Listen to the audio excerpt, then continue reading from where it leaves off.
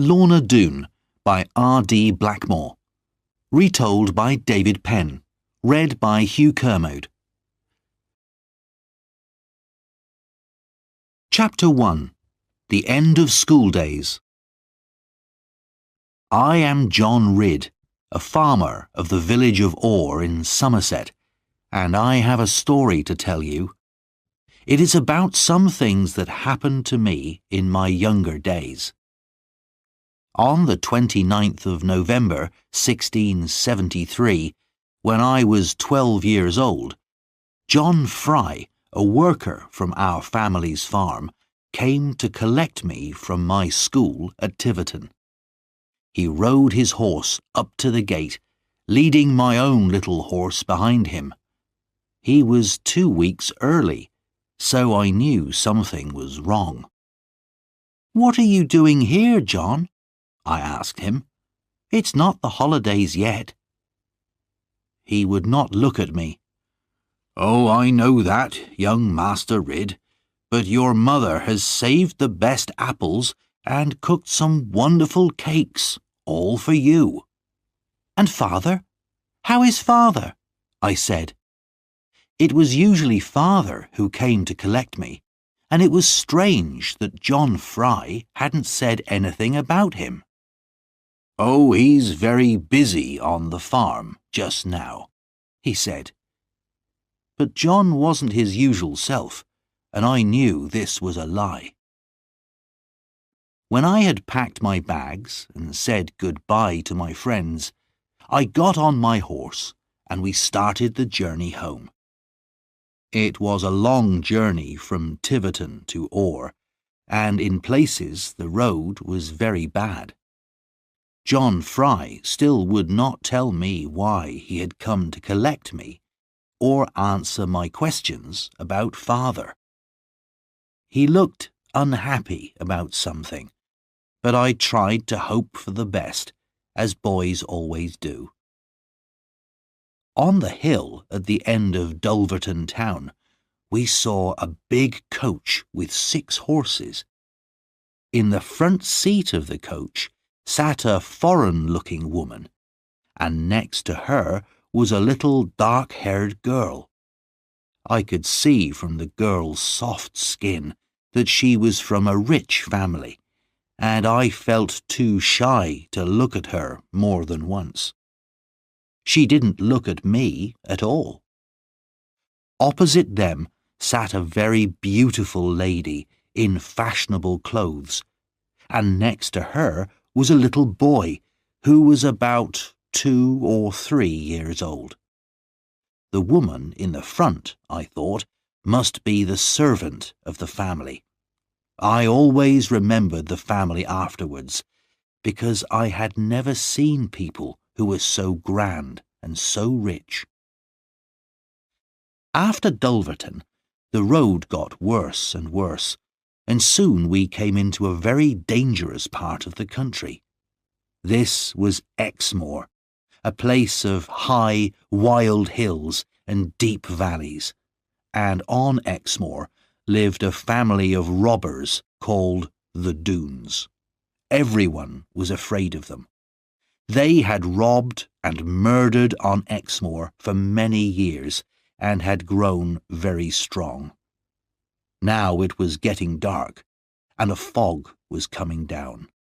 It was just the kind of night when the Doones would be out, and we were coming near to the path that they always used. I wanted to ride fast and cross the Doone path as quickly as possible, but John Fry knew better. "Go slowly and quietly," he said, "if you want to see your home again." But when we came to the valley where the Doone path was, we heard the sound of horses. "Hide!" said John, and we rode our horses off the path and hid. But I wanted to look at the Doones, and went up onto a hill above the path. From there I saw a frightening sight.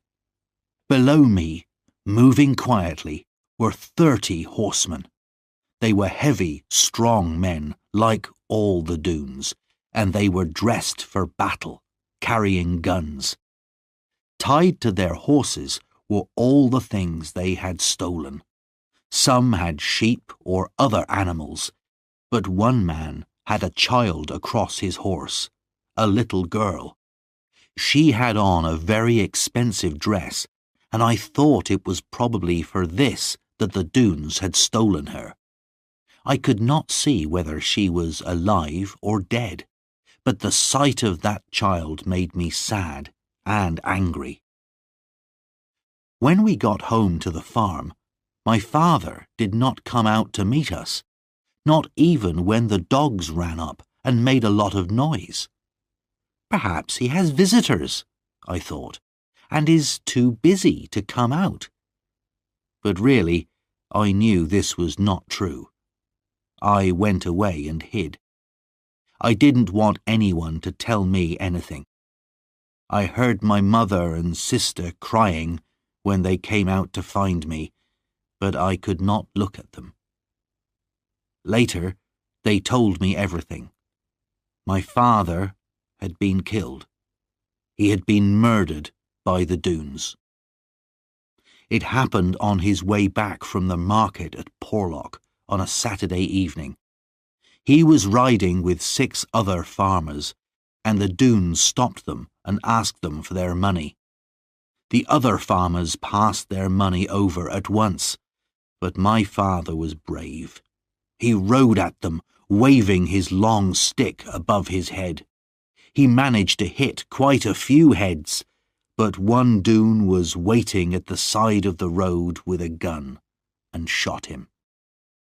Although we knew it was the Doones who had killed my father, it was useless even to ask the local judges or law officers to do anything about it. They were afraid of the robbers too, or were even helping them. The Doones did almost anything they wanted on Exmoor. They were not local people. They came from the north of England, where their leader, Sir Ensor Doone, had been a rich man with a lot of land. But he argued with his cousin, the Earl of Lorne, who had even more land, and because of the trouble he caused, the king took away nearly everything that Sir Ensor owned.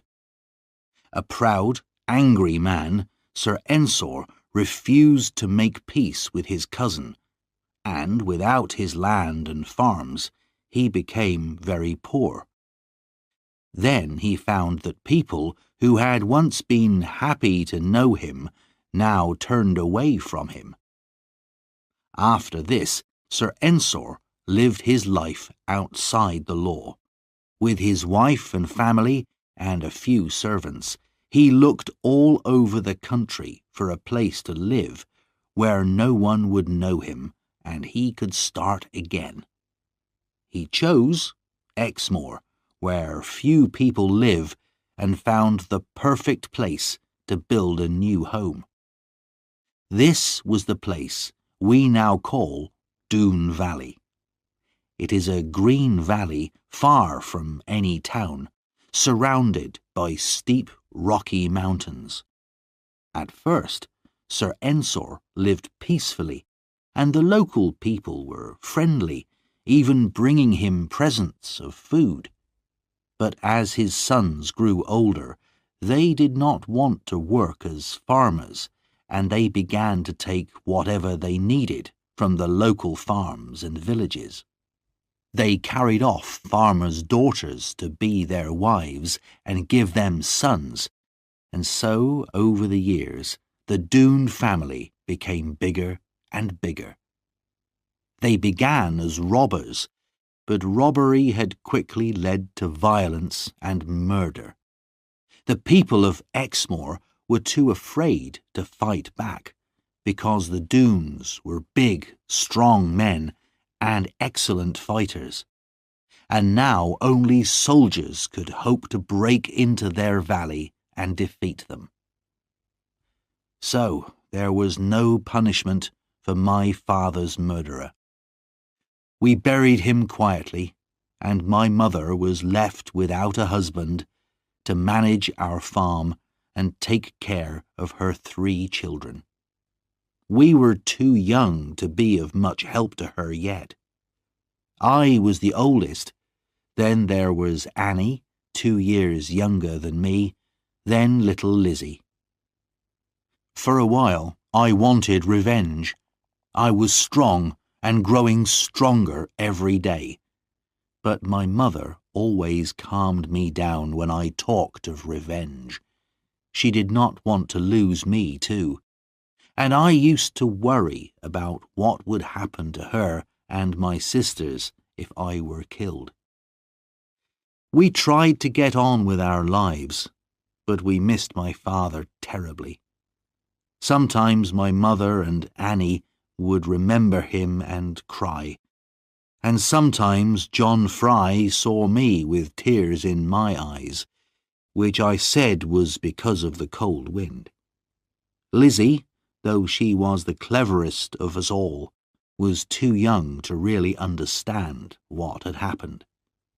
So the months passed. I learnt how to shoot with my father's gun, and I worked hard on the farm to help my mother.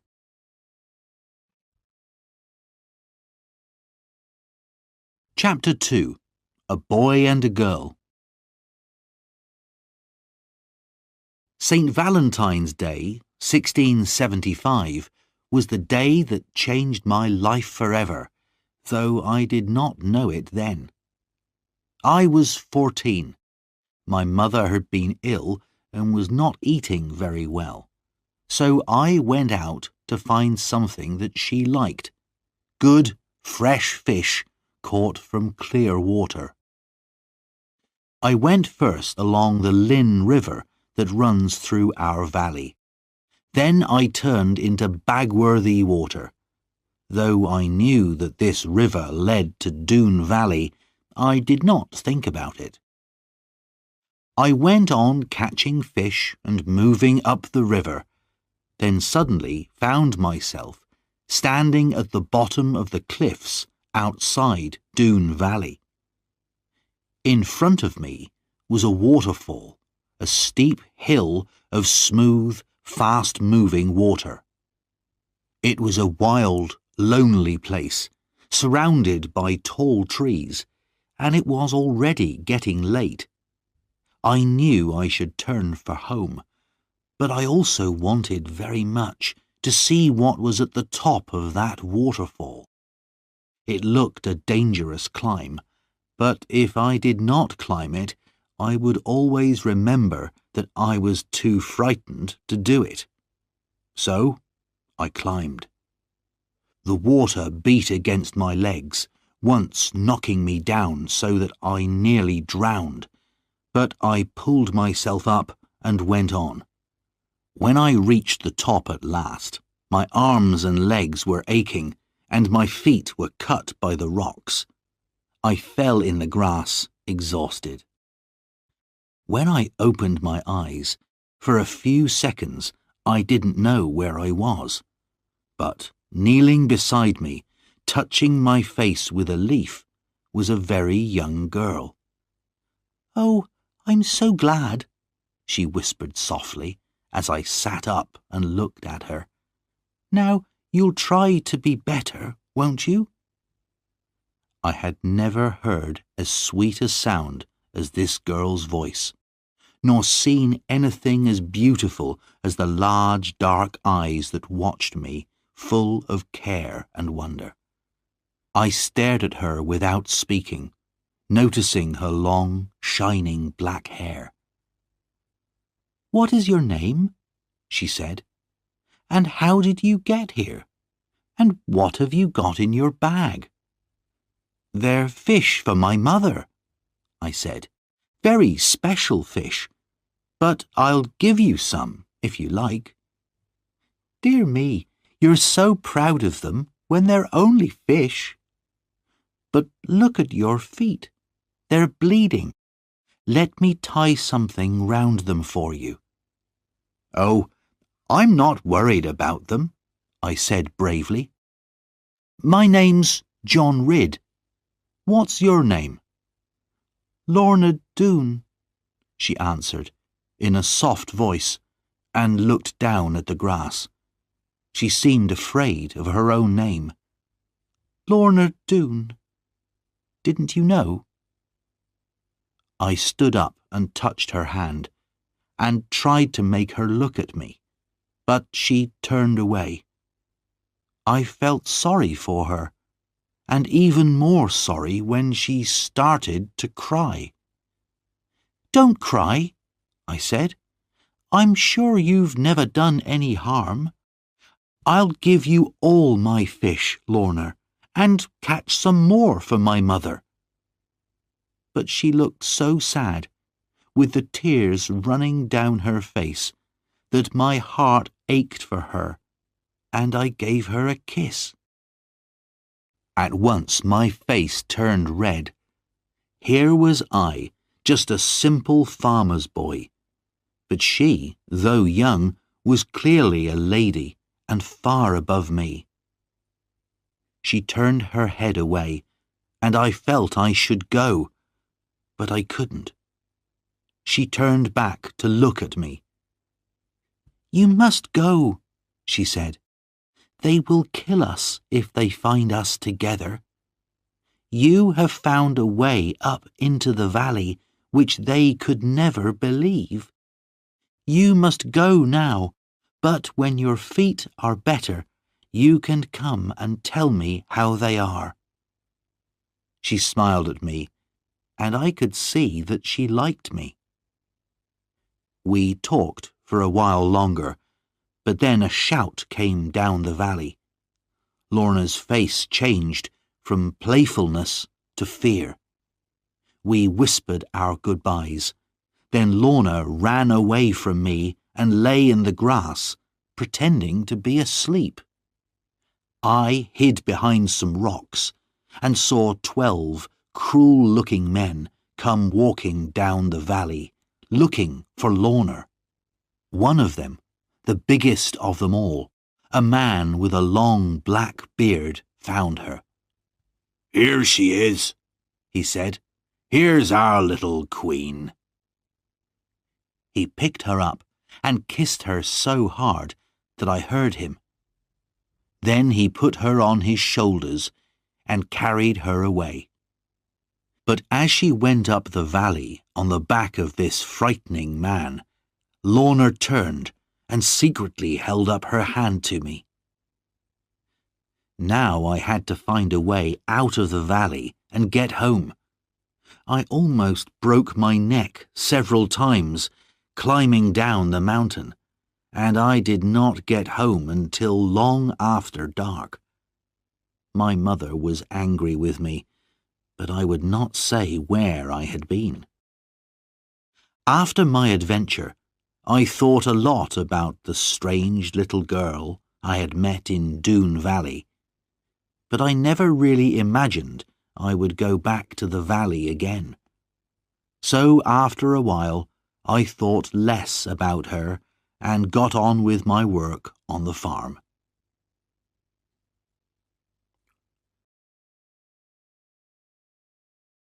Chapter 3. Back to Doone Valley. The months and the years went by, and I grew very tall and strong, as my father had been. By the time I had finished growing, I was bigger than any man on Exmoor, and could pick up John Fry with one hand and hold him in the air until he begged me to put him down. My sister Annie grew more and more beautiful every year, with her wide blue eyes and soft brown hair. She was so kind and so gentle that everyone loved to be with her, and it is easy to understand why my mother's cousin, Tom Faggus, fell in love with her. Tom Faggus was someone that our family was both proud and ashamed of. For a time, he was one of the most famous robbers in England, and people still tell the stories of his adventures all over the country. He had been an honest farmer once, but a rich man had used the law to steal his farm, and after that Tom took his revenge on all rich men he met on the roads. Perhaps that was why he was so popular with the people, as he stole only from the rich, gave generously to the poor and the sick, and never hurt anyone in his life. While I was still a boy, he came to our farm one day, asking my mother for food and a bed for the night. At first, my mother told him to go away, fearing that we children would learn bad ways from him. But in the end, she agreed. "You may be a bad man in some ways," she said to him, "but there are far worse than you. So come and sit by the fire and eat whatever we can give you." Tom always had a smile and a good word for everybody, and was great fun to be with. All the time he was with us, I saw Annie looking at him very kindly, and over the years we had many more visits from him. As for Lizzie, I never thought anyone would fall in love with her. She was small and thin, and perhaps a little too clever. You never knew what she was going to say next. But I should not talk in this way about my own sister. My mother didn't seem to grow any older, and was still pretty and as good-hearted as ever. She had never forgotten my father, and as the years went by, she still sometimes cried for him. In all this time, if I thought of Lorna Doone at all, it was only as a kind of dream, and the Doone men went on robbing and killing just as they pleased. Then, one Christmas, when I was 21, my Uncle Ben was robbed by the Doones on his way across Exmoor. He had been coming to visit us, and when he didn't arrive, my mother sent me out to look for him. I found him on a high, lonely path, tied onto his horse, with his nose to its tail. He was very angry, and wanted revenge on the Doones. He asked me to show him where they lived, so that he could learn the best way to attack them when the time was right. So, a day or two later, I took him up into the mountains that looked down on the valley. I had not been back this way since I was 14, and on the way I thought of the girl I had met in this valley, of her lovely dark eyes, her sweet smile, her sadness, and her loneliness. At the top of a steep cliff, we looked down into the long green Doone valley. At either end was a narrow gap in the mountain walls. At the further end was the waterfall which I had climbed 7 years before, and at the other was what we called the Doone Gate. This was 2 rocky cliffs facing each other, with only a narrow path between them. It was like the gate of a castle, and it seemed impossible to break into the valley. But Uncle Ben saw a way. "Do you see how you could attack them?" he said. "If you put big guns along the cliffs on both sides and fired down into the valley, you could defeat the Doones in half an hour." But I was not listening to him. I was looking across to the waterfall end of the valley, and a little figure in white walking there, someone who walked with a very light step. My heart began to beat more quickly, and the blood came to my face. In 7 years I had half forgotten her, and she would never remember me, I thought. But at that moment, once and for all, I saw my future in front of me. Lorna Doone. On the way home, I was quiet, and Uncle Ben asked me many times what was wrong with me, but I could not tell him. The truth was, I had decided to go back into Doone Valley. I waited until St. Valentine's Day, the exact day when I had first entered the valley. Again, I followed the river, and again I climbed the waterfall.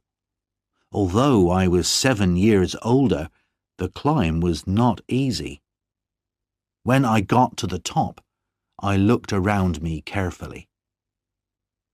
In the early spring sunshine, the valley was beautiful. As I looked at the stream and the fields of grass on either side of it, I forgot about any dangers. And then I heard someone singing in a beautiful voice.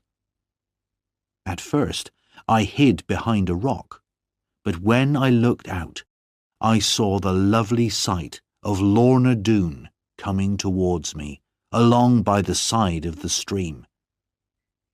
Her beauty frightened me. How could I, only a farmer, talk to her? But something seemed to pull at me, and I came out from behind the rock. At first, she turned to run away, not knowing who I was. But then I said, "Lorna Doone," and she seemed to remember me. A smile broke out on her face. "I'm John Ridd," I said, "the boy who gave you those beautiful fish 7 years ago today." "Oh, yes, the boy who was so frightened that he hid behind those rocks. I remember. And do you remember how kind you were, and how you wanted to help me? And then you went away, riding on a big man's shoulders, and pretending you had never seen me, but you looked back and waved at me? Oh, yes, I remember everything, because it isn't often I see anybody, except, well, I just remember, that's all. But don't you remember, sir, how dangerous this place is?" But I couldn't answer her. She had kept her eyes on me all the time, large eyes of a softness and brightness and beauty that took my breath away. I felt love taking hold of me, a love too deep and too strong for words. How could I explain feelings that I did not really understand myself? She turned her eyes away from me. "I don't think you can possibly know, John Ridd, the dangers of this place, or what its people are like." I could see that she herself was very frightened. She was trembling, from fear that someone might see me while I was there and hurt me. To tell the truth, I also grew afraid, and thought I had better go and say no more until the next time I came. I touched her white hand softly. "Don't be afraid," I said. "I'll go now, but I'll come again soon and bring you some fresh eggs from our farm." She reminded me again of the danger. "But," she went on, "it seems that you still remember your secret way in." And she smiled at me kindly.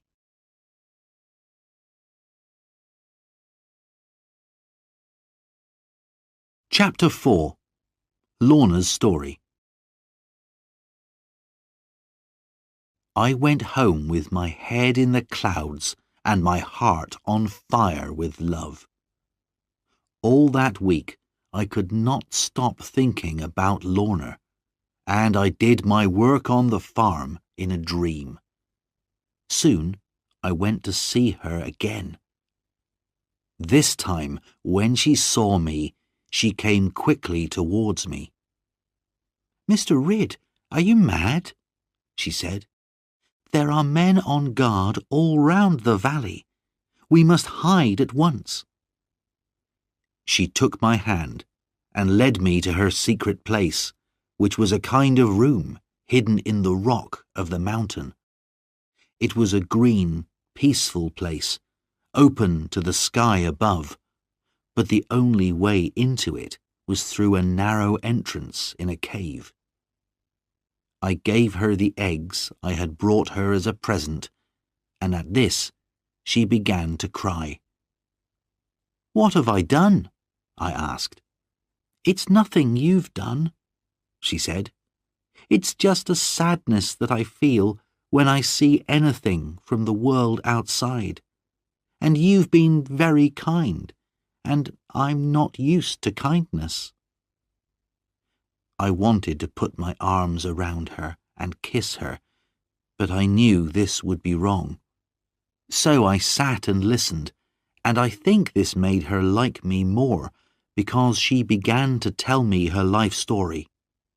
She told me everything except what her feelings were towards John Ridd. "Only 2 people ever listened to me or try to help me," she began. "One is my grandfather, Sir Ensor Doone, and the other is my uncle, a clever man whom they call the Counsellor. My grandfather is a very old and very hard man, except with me. He seems to know what is right and wrong, but not to want to think about it. And the Counsellor smiles a lot and talks about what is right and good, but he never does a good thing himself. My Aunt Sabina used to take care of me, and she taught me very carefully. She was a good person, honest and kind, and when she died, it was like losing a mother. Now there is only one woman I can talk to, Gwenny, my servant. She is my closest friend. I don't remember my father, but they say he was the eldest son of Sir Ensor Doone, and the bravest and best of them all. They say, because of that I am their queen. I dream of a world outside this one, Mr. Ridd, a world of peace. This valley is green and beautiful, but all around me is violence and robbery and stupid behaviour. I can't come down to their level. I can't forget myself and live like them. And strange questions come to me that they can never answer. When I try to think about the past, about my early childhood, I can't remember anything. I want to know what I am and why I am in this place. I suppose you think that's strange. Perhaps people who are happy and at peace don't need to ask questions like those. Here, Lorna began to cry again. I could think of nothing to say, but I dried her eyes for her. "Mr. Ridd, I am ashamed and angry at myself for talking so much like this. But you, who have a mother who loves you, and sisters, and a quiet home, can't tell how lonely it is to live as I do. I have this secret place to come to because I begged them for it. Only grandfather and the Counsellor come here, and sometimes Carver, the Counsellor's son. No one in the valley is as strong or brave as him, but he is not like his father. He is rough and violent, always quick to be angry, and will listen to no opinion except his own. There is talk of him wanting to marry me, but I would rather die than marry Carver Doone. Now you see how unhappy I am here. I would escape and go anywhere, but I know it would hurt my grandfather." This was too much for Lorna, and she couldn't tell me any more. She broke down and cried. I talked to her gently and kindly until she began to worry again about the danger I was in. I said I would come back and see her again, but she made me promise not to come back for another month, so that I would not add to her problems with fears about me. During that time, we agreed that if she were in any danger, she would put a dark coat over a white rock near her secret room. I would be able to see this from a hill above the valley, and then I would come.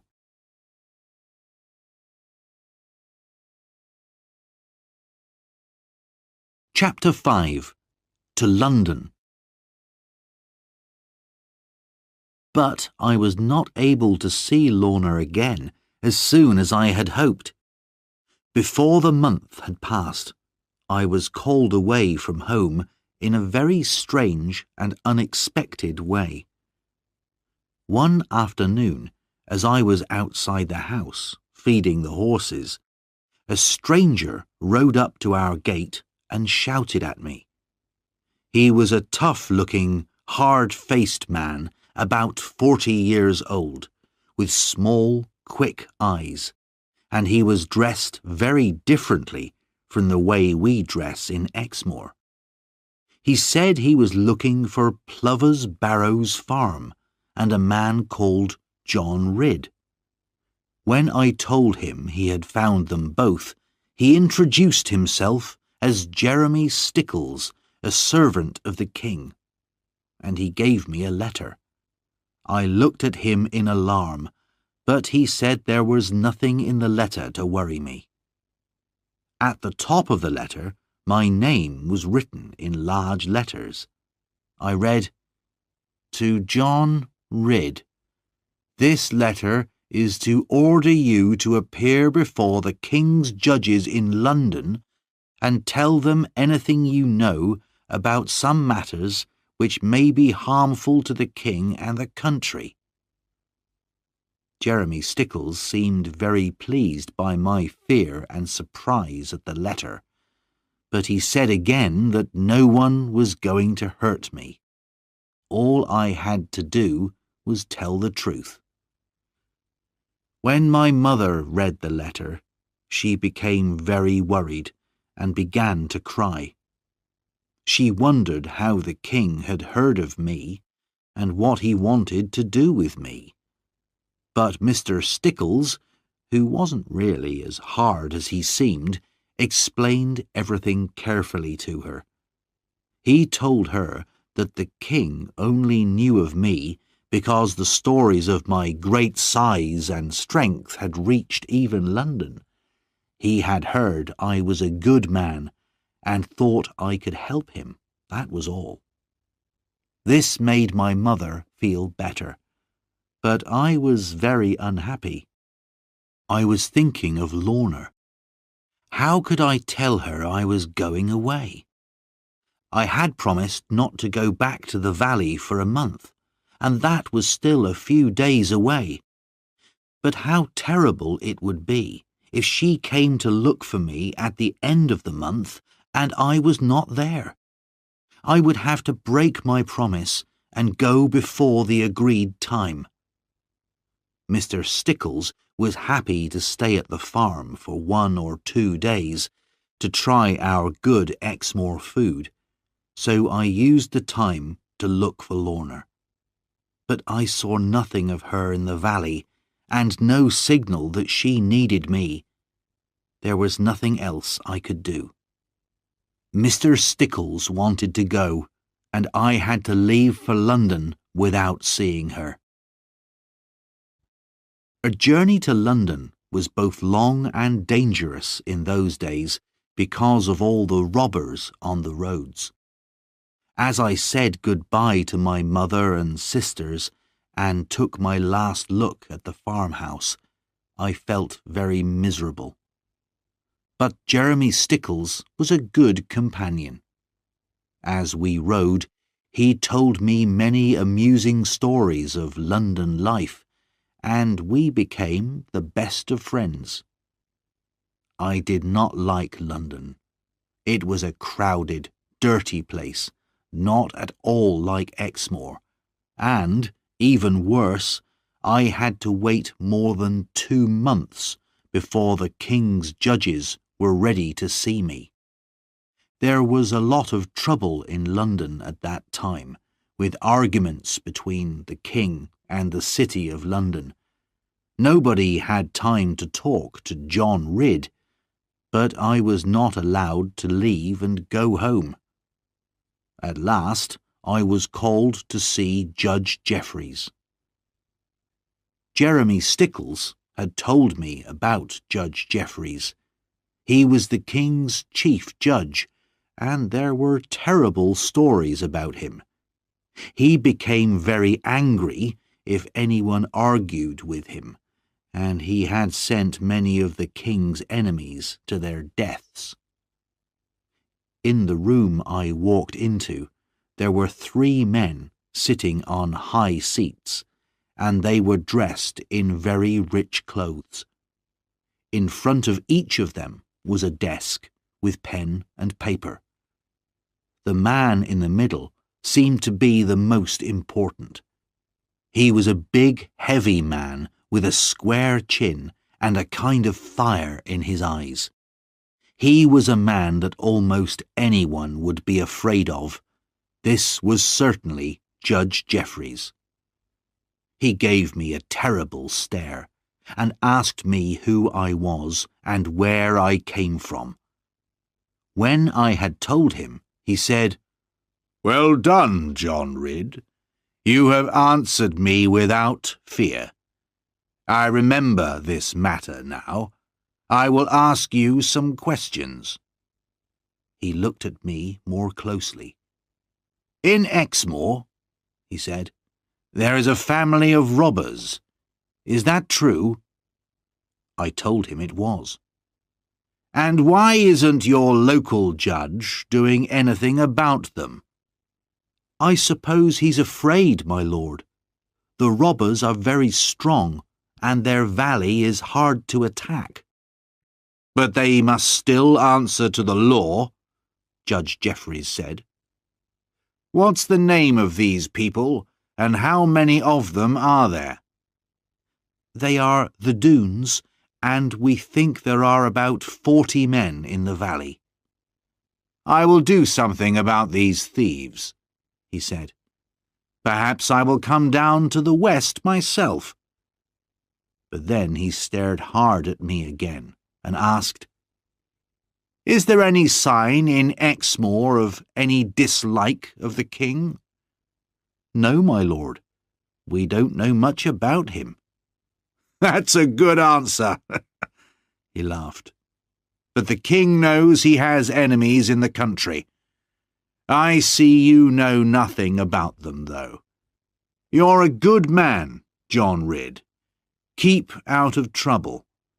Keep away from the king's enemies, and from the Doones as well, and you will be safe. I was going to use you as a spy, but I see you're too honest. I will send someone else, but never tell anyone what I've said to you." Here he stared at me very angrily, but when he saw he had frightened me enough, he smiled again. "Now go home, John. I will remember you, and I don't think you will forget me."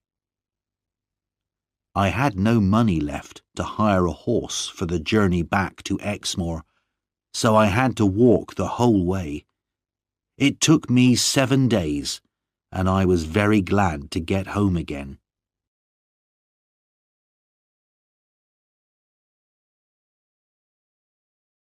Chapter 6. Lorna's New Troubles.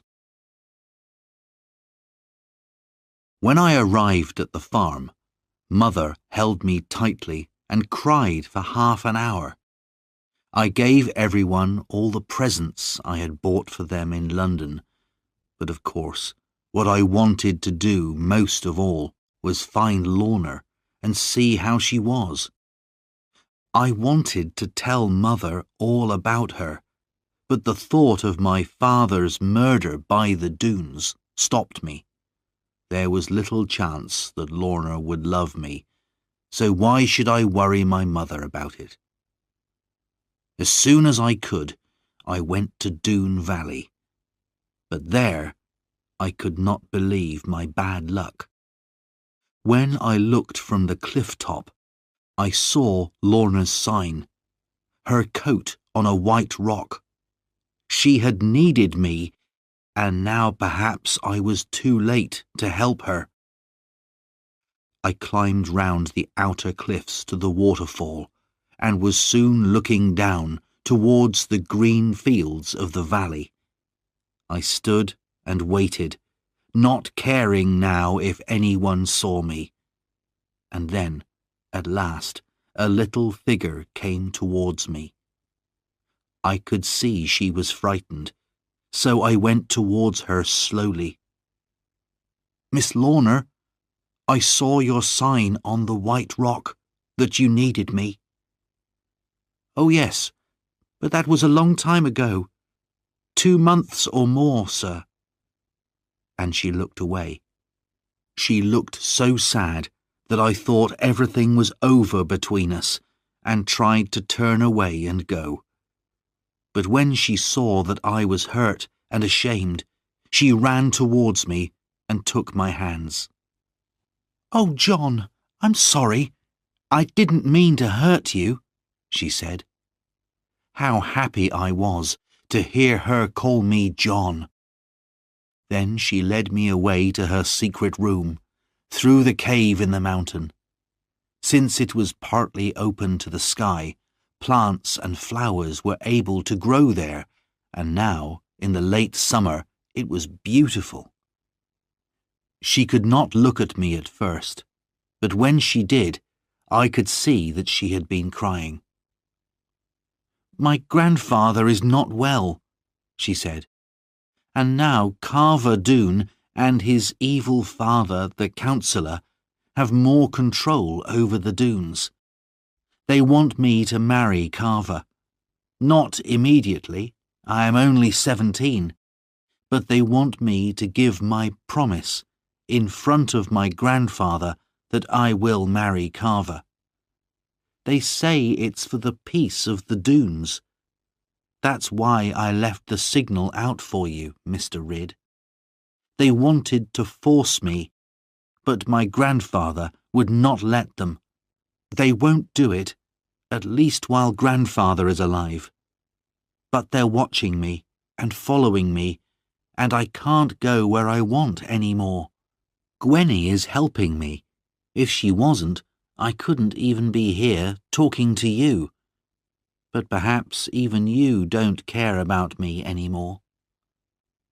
Her eyes filled with tears, and I quickly explained about my journey to London. I told her how much I had missed her, and how I had worried about her all this time. Then I showed her the present I had brought her from London, a ring with blue and white stones. At first, she cried even more, and then came and sat so close to me that I began to tremble. Then I picked up her hand, and while I was pretending to look at its beauty and softness, put the ring on her finger. "Oh, Mr. Ridd," she said, her face going red.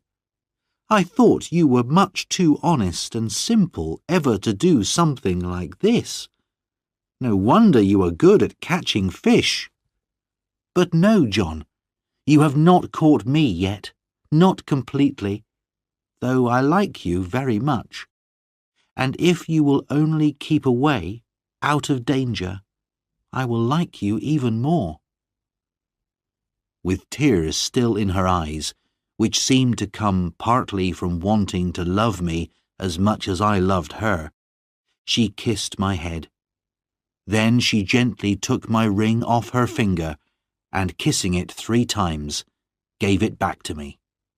"John, I cannot take it now," she said. "It would not be right. I will try to love you dearly as you could wish.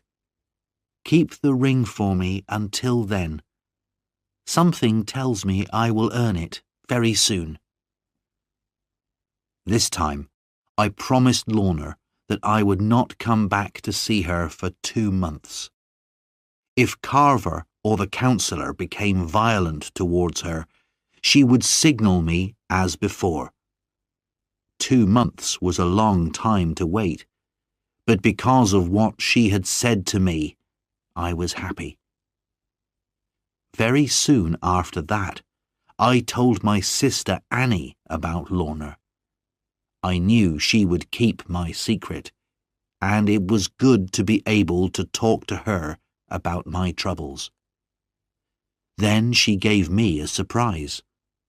Tom Faggus had asked her to marry him, and she had agreed. But although Mother liked Tom, we both knew she would not like her daughter to marry him. And how would she feel about me wanting to marry Lorna Doone? We promised to help each other if we could. On the very first day after the agreed 2 months, I went to find Lorna. But this time, when I got to the top of the waterfall, she was not there. I waited for hours, but she didn't come. Then I saw something that made me afraid for her. While I was hiding behind a tree, a big man appeared, walking lazily down the valley. He wore a wide hat, a dark jacket, and tall boots, and he carried a gun over his shoulder. As he came closer, I could see his face clearly, and there was something in it that turned me cold with a kind of horror. It was a face that never smiled, and in his eyes was only cruelty. I did not doubt that this was Carver Doone. And this was the man, I thought angrily, who planned to marry Lorna. He had no idea I was there, but I almost hoped he would discover me.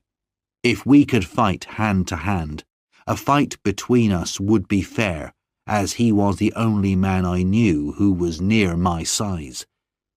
But I knew it would be a mistake to fight Carver. Whether I won or lost, the Doones would learn about me, and I would never see Lorna again. When by the evening Lorna had still not appeared, I went home. I went back to the valley every day for 2 weeks, but never saw Lorna. I saw Carver Doone again, though, walking with his gun round the top of the valley, and that worried me. I was sure that Lorna was in danger. I would go into Doone Valley and find her. This time, I decided to go by the Doone Gate. It was a dangerous route, but I knew it would be useful to know how the Doones defended the main entrance to their valley.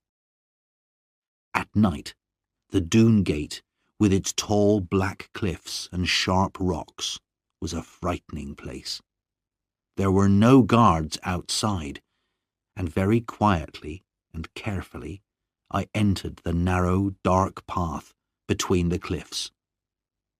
Soon I saw a light shining round a corner of the cliff, and staying close to the rock wall, I stepped carefully up to the corner and looked round it. 2 guards were sitting by the light, with their guns on the ground beside them.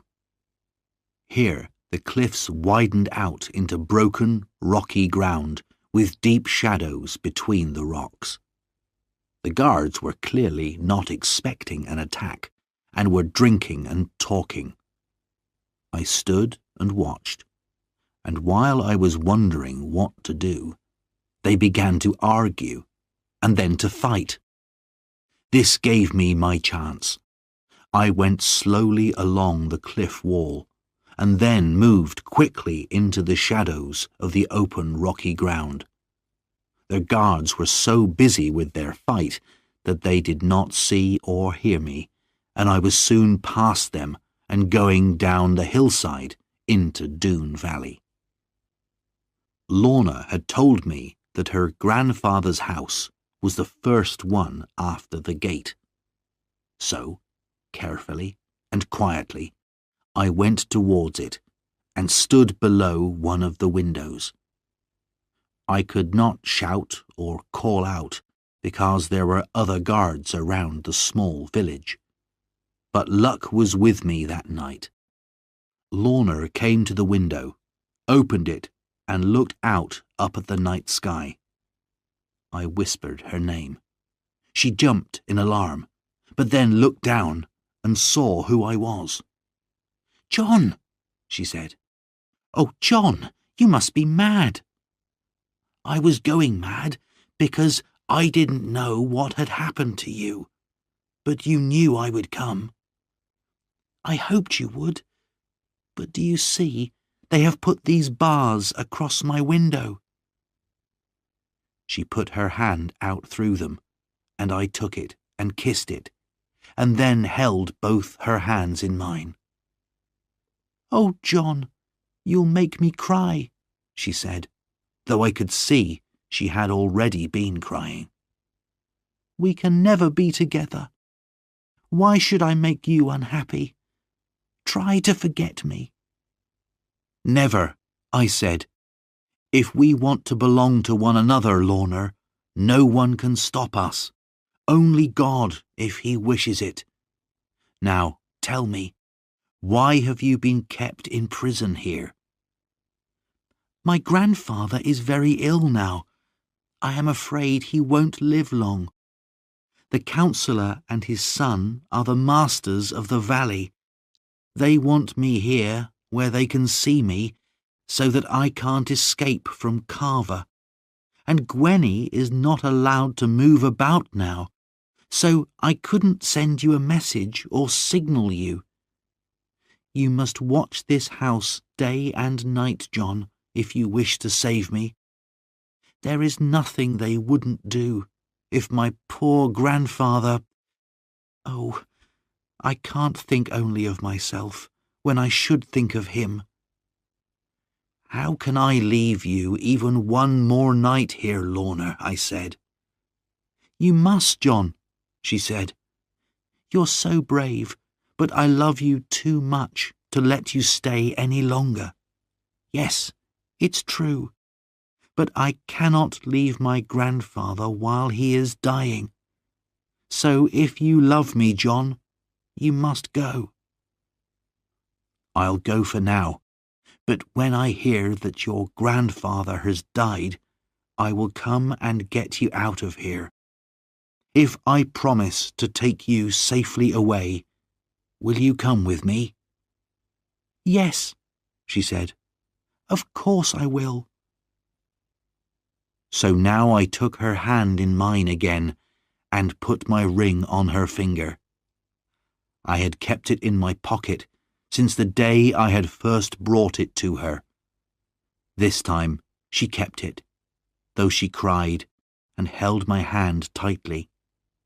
"Oh, John, this can never, never be," she said.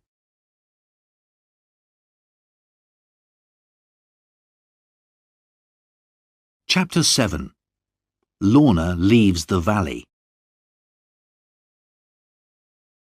I left Doone Valley by my own secret route and went home to make plans for bringing Lorna to the farm. It was time to tell Mother all about Lorna and the danger she was in. At first, Mother was very angry and unhappy at my news. She talked wildly about going away and leaving the farm, but after a time, she began to calm down. "When you see her, Mother," I said, "I'm sure you will love her like a daughter, and I know she will love you with all her heart. She is so good and gentle." Mother was too kind-hearted to be angry for long. She cried a little more, then smiled and said, "Well, God knows what is good for us. You must bring her here, John, and I will teach her how to be a farmer's wife." Lorna and I had agreed a new signal. There was a tall tree near her grandfather's house, which I could see from the cliff top above the valley. In the top branches of the tree there were 7 large birds' nests from the last summer. Gwenny could climb like a cat, and if one morning I saw only 6 nests, then Lorna's grandfather was dead, and she was in great danger. It was a bad winter that year.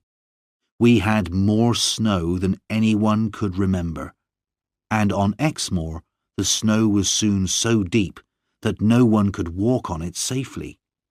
I had to find a way to cross this, but I had an idea.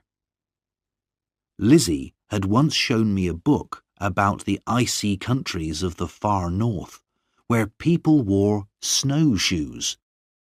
The book had pictures of these wide, flat shoes which stopped travellers' feet going down through the snow. For the first time I thanked my sister in my heart for reading so many books. I found some wood and animal skins, and soon I had made some snowshoes, like the ones in Lizzie's book. We had a sled on the farm, which we used when the ground was covered in ice. A horse could not pull it in this weather, but with my snowshoes, I could. I could use it to carry Lorna and her servant. Some days later, I saw only 6 birds' nests in the tree, and that evening I tied myself to the sled and left for Doone Valley. I took the sled to the waterfall, which was now a fall of ice, and tied it up there. Then I continued on foot, going around the south side of the valley towards the Doone Gate. But when I looked down, I saw there was a quicker way to reach Lorna. The sides of the valley, like everything else, were covered in deep snow, and here the snow was smooth and icy.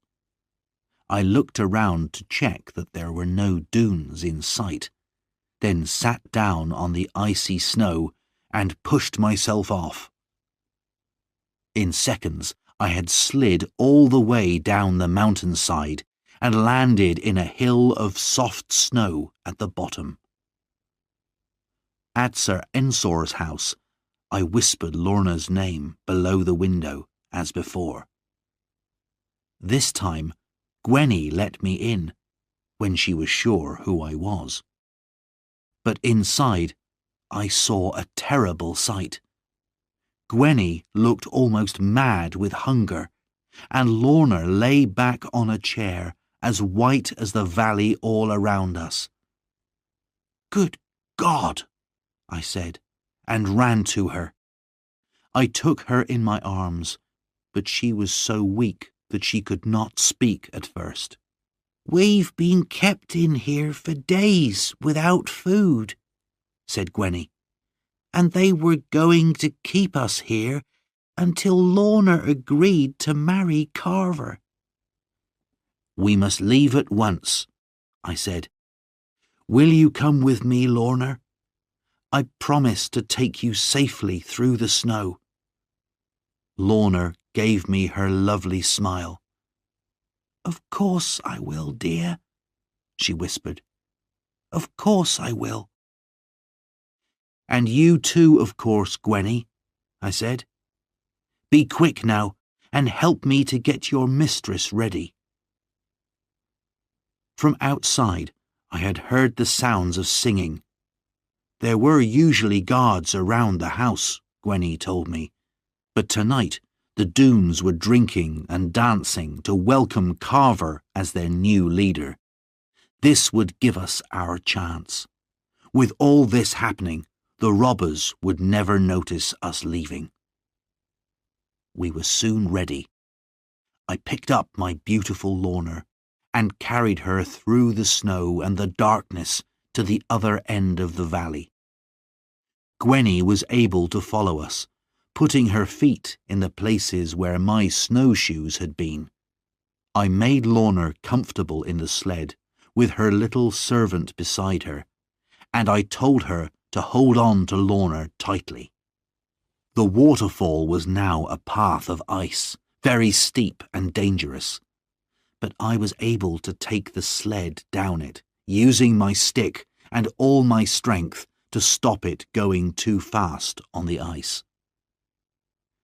When we were down the waterfall, I tied myself to the sled and began to pull. It was hard work for me, but the best work I had ever done in my life. There was no time to lose with Lorna so weak from hunger and cold, so I pulled fast, and an hour later we were home. My mother and sisters came to the door and helped me to carry Lorna in. We put her in a chair by the fire and gave her some soup. Then she slept while I watched over her. After a time, she began to wake up.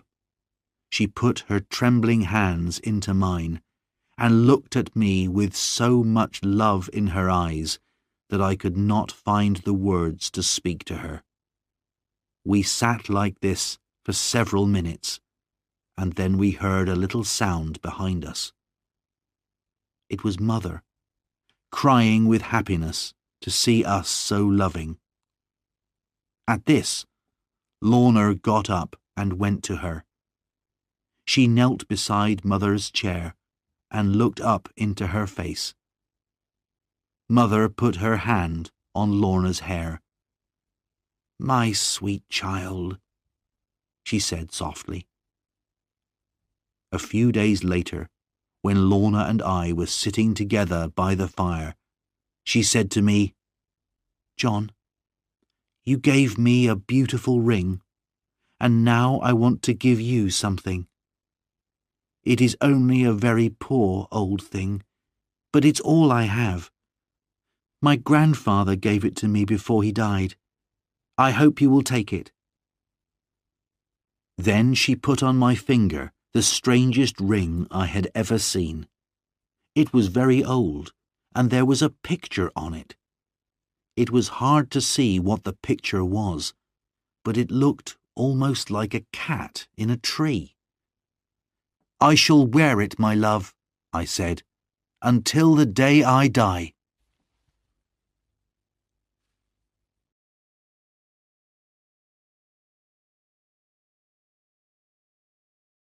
Chapter 8. The Attack. Soon, everybody in our part of Exmoor knew that Lorna Doone was at Plover's Barrows farm, so I knew the Doones would come looking for Lorna as soon as they could. But for now, the weather saved us. They could not move in the snow, and when the rains came in spring, they had even bigger problems. The rains were heavy, and when the snow also turned to water, the rivers became very high. In Doone Valley, the robbers' homes were almost under water. They needed most of their men to take care of their village. If they attacked us, we knew it could not be with as many men as they would like. Spring also brought a visitor for Annie. The snows had kept Tom Faggus away from the farm all winter, but now he came to see her, and he had something to tell her. "Before the snows came," he said, "I went to London, and I have something to show for it." Then, out of his pocket, he took a letter. It looked very important, and had the king's sign on it. "What do you think it is?" We all looked at it, but it was full of long lawyer's words, and no one could understand what it meant. "I'll tell you what it means," laughed Tom. "It means that I am not a criminal anymore. This letter says that the king is ready to forget all my years as a robber, and I am a free man." We all wondered how this could be, but then Tom explained. "I spoke to Judge Jeffries. He knows me. He said, 'If you promise never to rob again, you can go free. There's enough for the king to worry about in this country already with all his enemies. So if we can forget about you, that's good enough for us.'" Everyone felt proud of Tom. We thought it had been very brave of him to go to Judge Jeffries, but now he had something even better to tell us. With the money he still had, Tom had bought some land. He was going to live an honest life and be a farmer again. So we were not surprised when Tom asked Mother if he could marry Annie. Mother was not very sure of the new farmer Faggus. She was afraid that he would get bored with farming and go back to being a robber. But she could see that he loved Annie very much, and between us, Annie and I managed to persuade her. Now we began to prepare for the Doones' attack. Though the rivers were still high, people had begun to see a few of the robbers out on the roads, and we knew it would not be long before we would have to fight them. As we were preparing, we received another visitor, my old friend Jeremy Stickles. This time, though, he had not been sent to find me. To our surprise, he told us that he had been spying in Exmoor for many months. He had been sent down this way again by Judge Jeffries and the king. "You must not tell anyone what I'm doing," he said, "but I have been sent to do important work. The king has many enemies, and now I have been given some soldiers, though only a few, to help me look for them. But I have to ask you, can my soldiers and I stay here for a while?" I agreed immediately. When the Doones attacked, it would be a great help to have soldiers staying in the house. I told Jeremy all about Lorna, and he promised to help defend our farmhouse against any Doone attack. The next day, Stickles came with his men. There were only 6 of them, but even to have these was a help.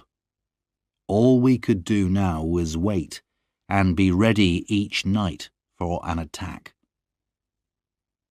One day, I came home late from the fields and found all the women trembling with fear. Lorna had seen Carver Doone. She had gone out in the evening to look at some flowers by our stream. There were thick bushes on the other side, and when Lorna looked up, she saw 2 cruel black eyes staring at her. She was too frightened to move. Carver could not cross the stream because the water was too high. But he lifted his gun and fired at the ground by Lorna's feet. "Unless you come back tomorrow," he said, "and tell me how to destroy that farmer Ridd, who will soon be a dead man because of you, this will be the place of your death." Lorna told us this, trembling. We knew that Carver would not wait until tomorrow, and we got ready for an attack that night. When the Doones attacked a farm, they always started fires in the hayricks first, to frighten everyone and show what they could do. So, when darkness came, I went with my best gun and a heavy stick to one of the hayricks and waited beside it. I had made sure that Lorna stayed in the house, but little Gwenny climbed a tree near the river. From there, she could see up the river to the only place where it was possible to cross. Soon the moon came up, and before very long, Gwenny came running towards me. "10 of them, coming across the river," she said. "They'll be here in a minute." "Go into the house and tell Mr. Stickles and his men. I'll stay here and watch," I said. The robbers broke down our gate and rode towards the house. I could see the soldiers hiding in the shadows, waiting for the order to fire, but the Doones then turned towards the hayricks. "Kill every man and every child, and burn the farm," came the deep voice of Carver Doone. "Start over there." He was pointing to the hayrick where I was, though he could not see me. "But remember, Lorna is mine, and I will kill any man who touches her." As Carver spoke, I pointed my gun at him. But, will you believe me, I didn't shoot. I had never killed a man, nor even badly hurt one. I did not think it was an easy thing to do. Now I can say that I wish I had killed him. But I put my gun down and picked up my stick, a more honest weapon than a gun, I thought. 2 young Doones came towards me with burning sticks. The first put his stick to the hayrick I was standing near, and it started to burn. I hit him on the arm and heard his bone break as he fell over with a shout of pain. The other man ran to see what had happened, and I took his fire stick and broke it. Then he jumped at me, but I caught him, broke his arm, and threw him on top of his friend.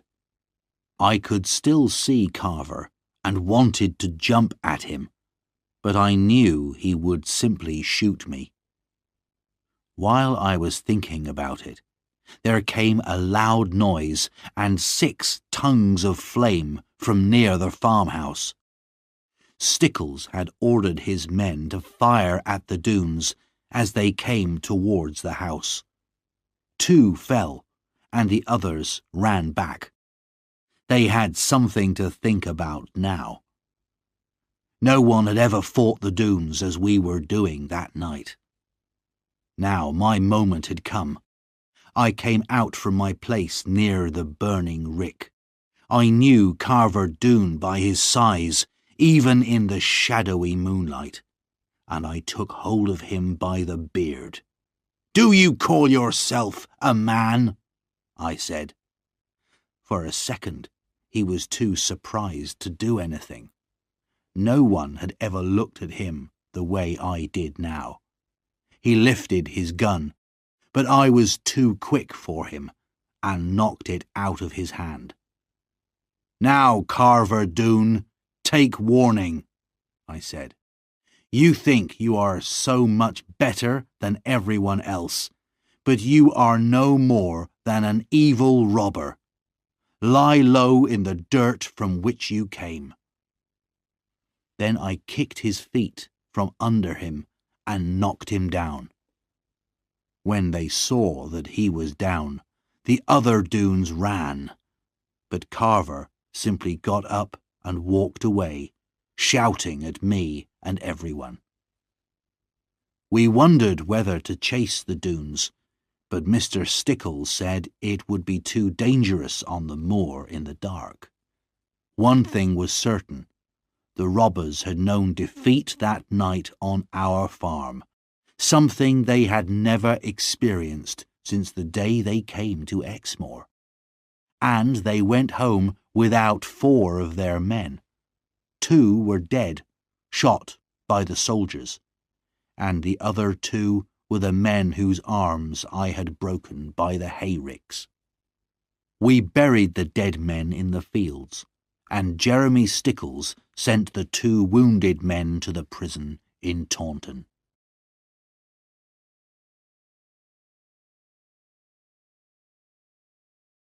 Chapter 9. Lorna's True Story. The Doones' attack had been defeated. We knew that they would come again as soon as they could, in larger numbers, but for now, Jeremy Stickles gave me something else to think about. My dearest wish was to marry Lorna as soon as I could, but after Jeremy's story, I began to wonder if it would ever be possible. A few days after our battle with the Doones, Jeremy said he had something to say to me. John, I didn't think the time was right to tell you this before, but now you must hear what I have to say. As you know, I've been riding around Exmoor for many months, looking for information that might be useful to the king. I remembered all that you told me about Lorna, and I think I have discovered something about her. It may not be easy for you to hear, John. Are you ready? I will do my best, I said. So he began his story. 6 or 7 months ago, before the snows began, I stopped at an inn on my way from Dulverton to watch it. The inn was all by itself, right by the sea, and was very quiet. I was the only person staying there, and the woman who owned the inn sat down and talked to me during my meal. She was dark and foreign-looking and intelligent.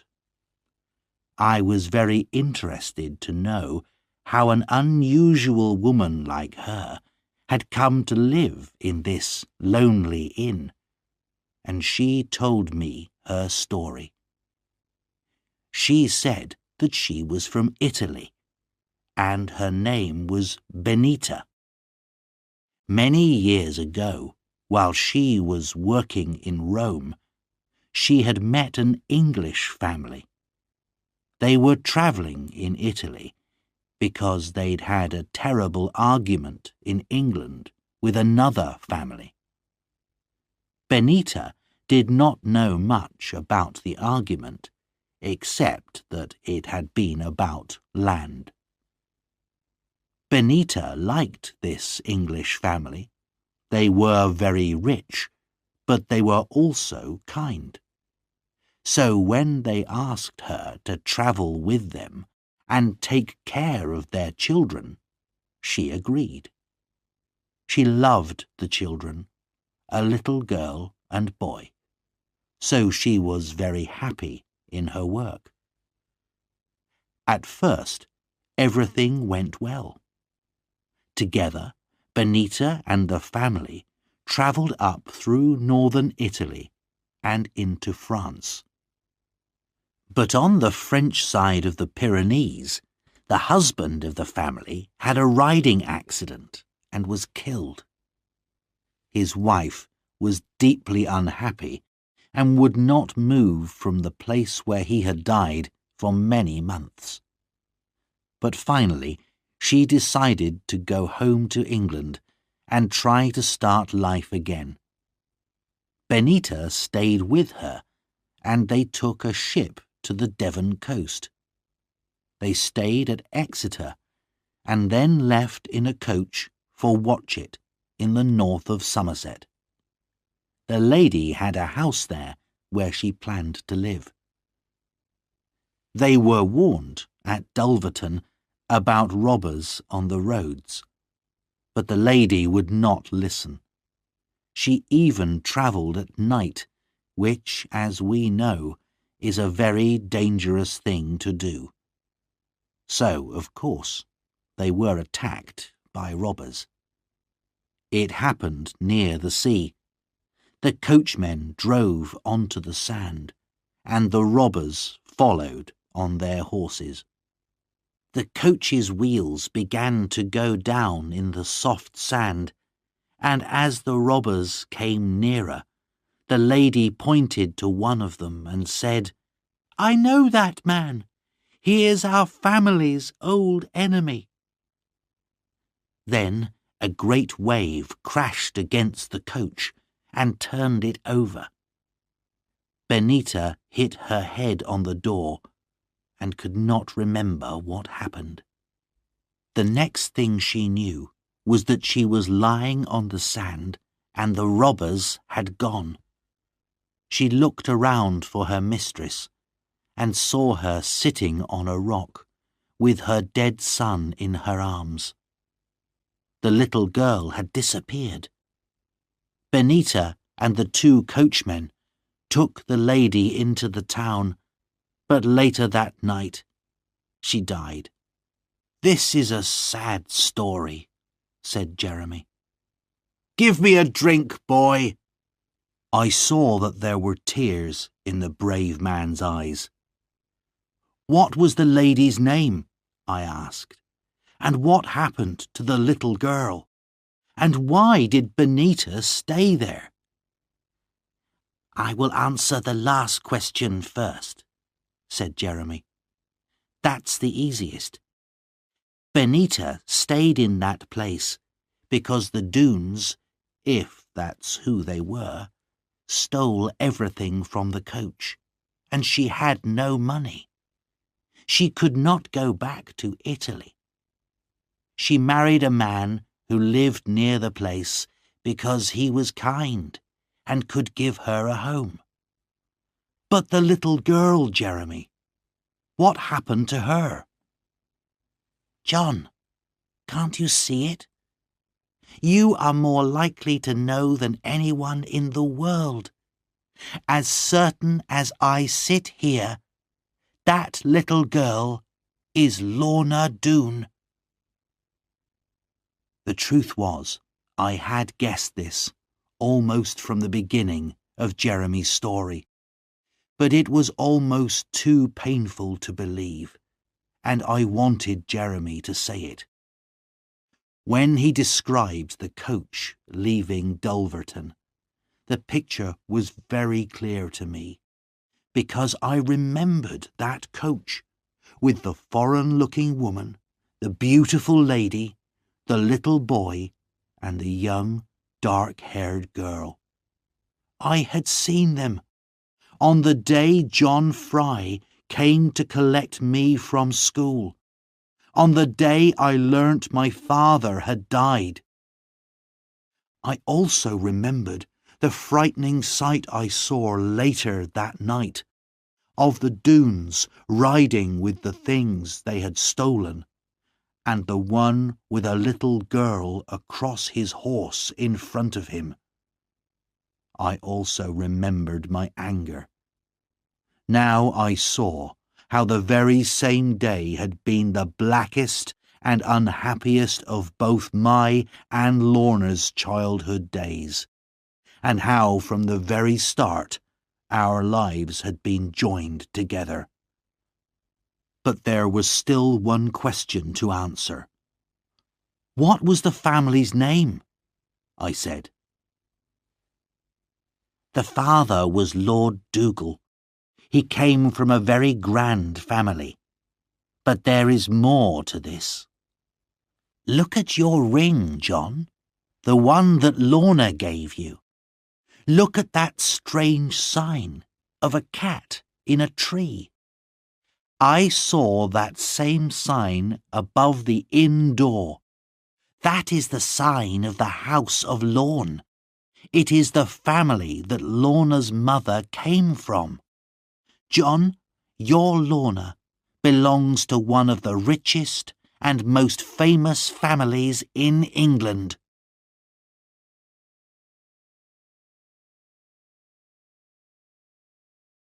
Chapter 10. Gone. Now I had to tell Lorna. So, a day or two later, with an aching heart, I went to tell her what Jeremy had said. I'm afraid that some of my sadness was for me, because now, more than ever, it was certain. Lorna was far, far above me. How could she possibly marry a simple farmer now? We sat in the garden, and she held my hand while she listened without a word to what I said.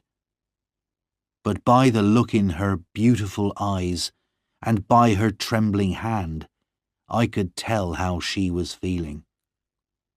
At the end, she turned away and cried for her poor parents. But she spoke not even one word of anger about what had happened to them. Then, to my surprise, she turned to me and caught me in her arms and kissed me as she had never done before. "John, I have you and only you, and I want no one else. It does not matter how rich or important my family is." It was impossible to doubt those clear, deep eyes and bright, trembling lips. But I was afraid of what the future would bring. To me, she was Lorna Doone. But to the world, she was Lady Lorna Dougal, young, beautiful and rich. And if the world learnt about her, it would want to take her away from me. Now, the date of Tom and Annie's wedding was decided, and I went to Dulverton to buy a present for them. As I was riding, I had time to think more about what Jeremy had told me. It was clear from his story that Lorna's mother's family, the Lornes, were the family with whom Sir Ensor Doone had argued about land before he came to Exmoor. This explained why Lorna's mother had called him her old enemy when she saw him that terrible night. And this must be why the Doones had carried Lorna away and kept her, and never told her who she really was. If they could marry her to a Doone before she learnt the truth, perhaps they hoped in this way to get the Lorne family's land. They would be rich and important again, and at the same time have revenge on the Lornes. But it would have to be a lawful marriage, so Sir Ensor had taken good care of Lorna and kept her safe from the wild Doone men. And Carver, seeing how beautiful Lorna had become, had decided to marry her himself. In Dulverton, I stayed with Uncle Ben and his granddaughter Ruth. She was a beautiful and intelligent girl, and had often been very kind to me. I did not spend too much money on a present in Dulverton.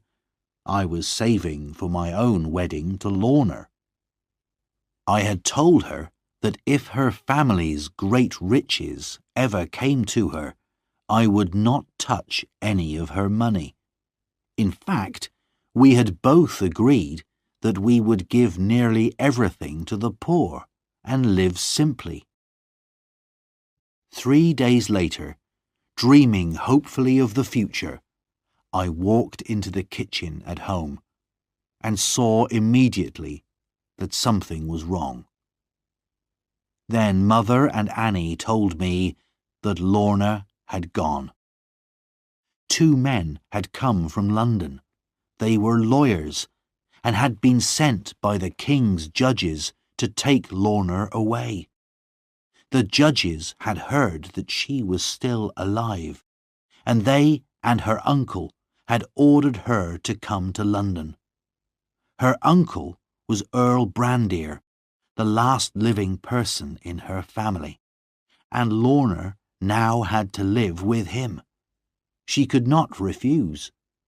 She was not yet 21, so she had to do what this uncle and the judges said.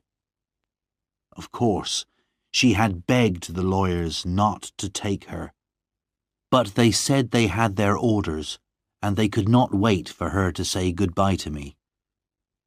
Upstairs, by my bed, Lorna had left me a letter. I ran up to read it. She said she loved me, and she said goodbye, and the letter finished like this. John, we have been through so many troubles and dangers, but there is no doubt that we belong together. You must believe me. Whatever happens, I am yours. But I could not stop myself from thinking, it is over. Later, I wondered how the judges and Lorna's uncle had heard that Lorna was still alive. Perhaps Jeremy Stickles had mentioned her in his spying reports to the King and Judge Jeffreys. Perhaps the Doones themselves had sent the news to London in order to get their revenge on me. The daughter of so famous a family would not be allowed to marry a simple farmer and live quietly in Devon. Jeremy was away on one of his spying trips now, so I could not ask him about it. But anyway, there was nothing he could do. The weeks and months passed, and life on the farm seemed lonely and empty. After Annie married Tom and went to live with him, I felt even more alone.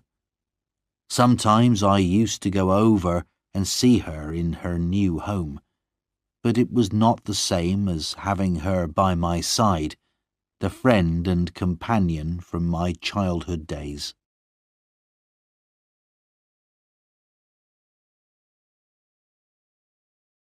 Chapter 11. Tom Faggus in Danger. We still lived in fear of another attack from the Doones, and now that the soldiers had gone, we had no one to help us. The main reason for their first attack, Lorna, was gone, but I was sure that Carver now hated me with all his heart and would destroy us all if he could. However, Jeremy Stickles brought us some good news one day. The king had at last agreed that the robbers should be punished, and that Jeremy should do whatever was necessary to catch them. So perhaps the Doones were saving their strength, preparing for a much bigger fight than their argument with me. Then, something happened which made everyone afraid for the future. Suddenly, King Charles II died. There was terrible trouble in England, as everyone argued over who should be the new king, and soon fighting began.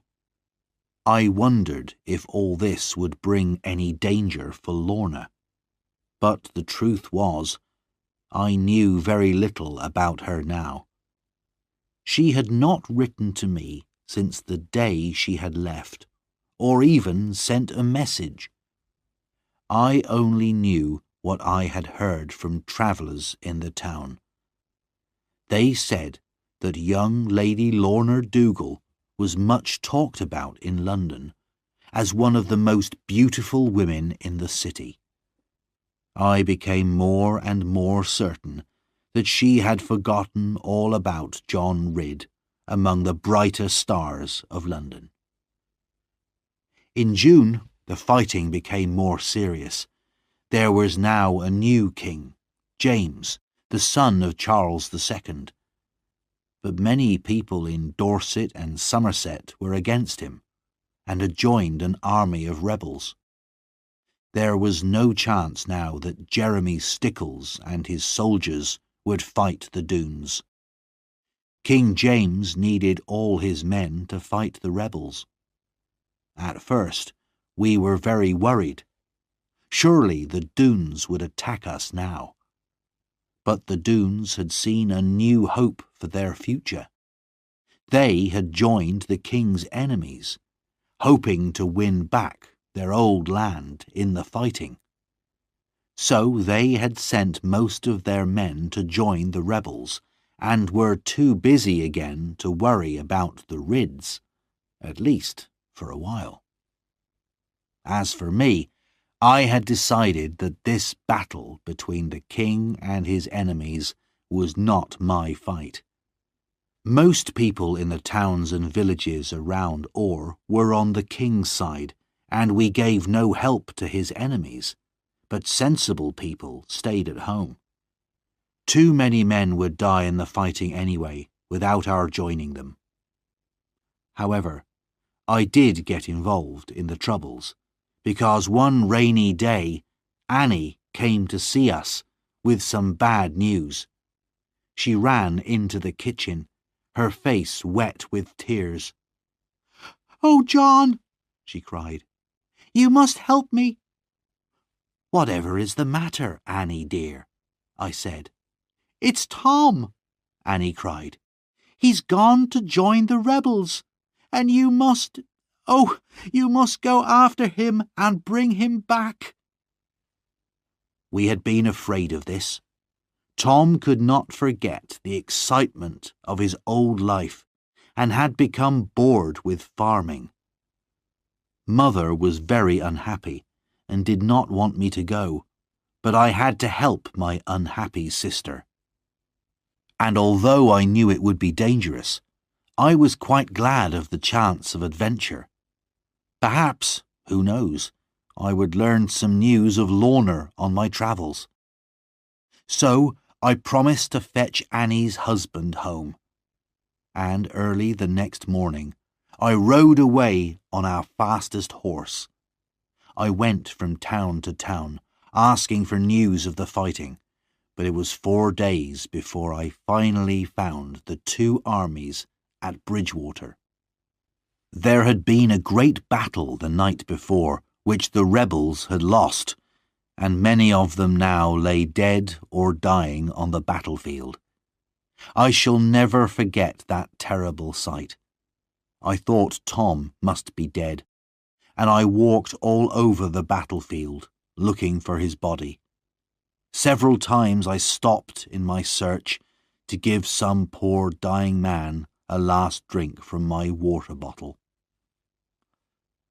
After a time, I found myself near an old farm building, and I suddenly saw that the riderless horse standing in the doorway was without doubt Tom Faggus's horse. I hurried into the building and found Tom lying on the ground, badly wounded. He could still speak, but only in a whisper because of the pain. "Put me on my horse, John," he said, "and she'll take me home. No one can catch her. She's the fastest horse alive. It's my best chance of escaping." He was right. The king's soldiers were still riding around the battlefield, looking for rebels to kill. So I tied up Tom's wound as best I could, put him on his horse, and turned the horse's head for home. "Thank you, John. I am safe now," he whispered. He lay along his horse's neck to close the wound in his side. "But look out for yourself, John Ridd." I watched Tom's horse disappear into the distance, and only a minute later I turned and saw soldiers coming towards me. "Stop!" they said. "In the name of the king." "I'm not a rebel," I said. "I am on the king's side, and—" But they would not listen to me. "You are an enemy of the king," they said, "and the punishment is death." I tried to argue with them, and as they laid their hands on me, I knocked one soldier to the ground. This made them even angrier, and the captain ordered his men to tie me to a tree and shoot me at once. There was nothing I could do against 20 men, so I closed my eyes and tried to think about Lorna and my mother. The captain gave the order to fire, but at the same moment I heard a horse coming towards us and another voice shouting, "Stop!" It was Jeremy Stickles.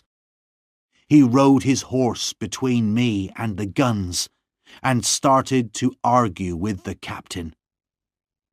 His voice was the sweetest sound I had heard for a long time. The argument was soon over. I heard Jeremy mention Judge Jeffreys once or twice, and before long he had persuaded the captain not to shoot me. "This man, John Ridd, is my prisoner," said Jeremy, "and I shall take him to London for trial there." As we rode away together, I thanked Jeremy with all my heart for saving my life. "You're not safe yet, John," he said. "I know you're not an enemy of the king, but many people will not believe you. If you want to stay a free man and keep your farm and land, there's only one thing you can do. You must come to London with me and tell your story to Judge Jeffreys."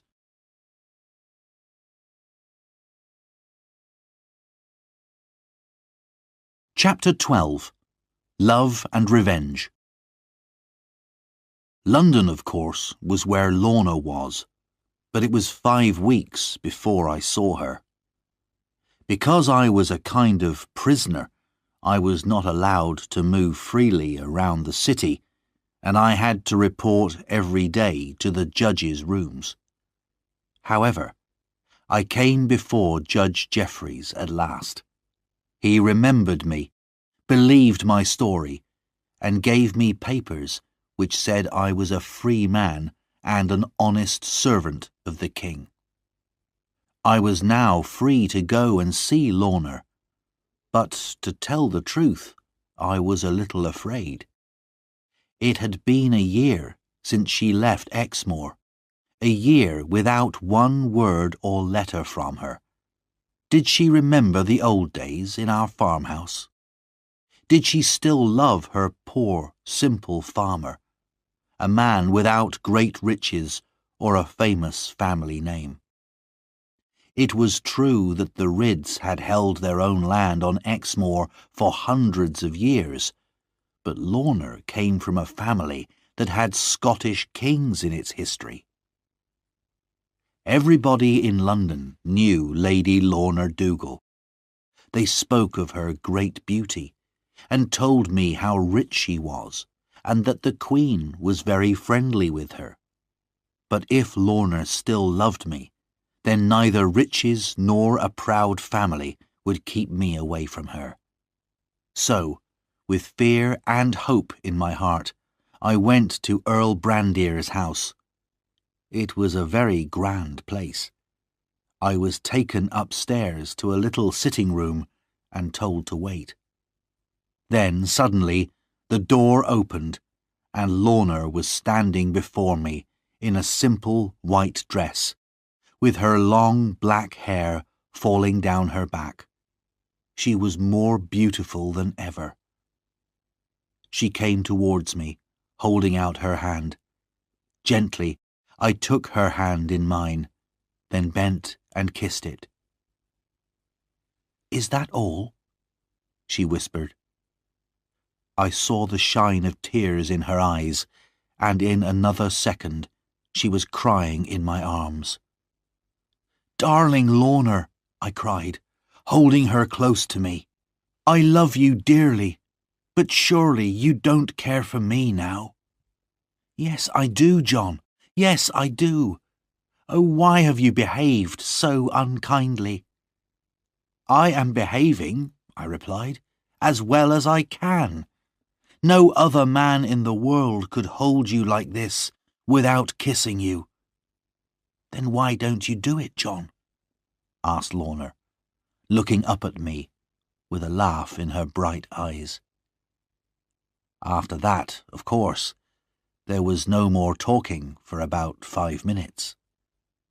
Then my darling pulled away from me and began to question me. "John Ridd, you must tell me the truth, the whole truth. Why have you never, for more than a year, taken any notice of your old friend, Lorna Doone?" "Because," I answered, "my old friend and true love sent me not one word or letter in all that time." "What?" cried Lorna. "Oh, no, my poor John. I have often suspected something like this, but she always said—" With these words, she rang a bell very violently, and a few seconds later, her servant, little Gwenny, came in. "Gwenny," said Lorna, "what have you done with all the letters I gave you to send to Mr. Ridd? No more lies now." Gwenny gave me a very black look. "I didn't send them," she said. "You're a grand lady now, mistress. You should marry some grand lord, not a poor farmer from Exmoor. I was only thinking of you." "Gwenny, you may go," said Lorna, her voice full of quiet anger. "I don't want to see you or speak to you for at least 3 days. At this, Gwenny ran out of the room, crying noisily, and Lorna turned to me. "Oh, John, try not to be too angry with her. She loves me very much, and I'm afraid that if you take me, you'll still have to take Gwenny too." "I'll take 50 Gwennys," I said, "if you want me to." After this, we spoke of ourselves. I tried to tell Lorna that, when she was free to decide her own future, she must think very carefully. The world would say she was mad if she chose to become a farmer's wife. Of course, at Plover's Barrows Farm, she would have a comfortable home, plenty of good food, and all the love and care I could give her. But it was not the same as being a grand lady who owned half of Scotland and who could marry any lord she wanted. Lorna could not wait for me to finish. "I decided long ago, dear John," she said, very seriously, "that you must be my husband. I think it was the day you climbed up the waterfall with your shoes off and a bag of fish for your mother. So, after all these years of loving, shall little things like money and a family name separate us? They mean nothing.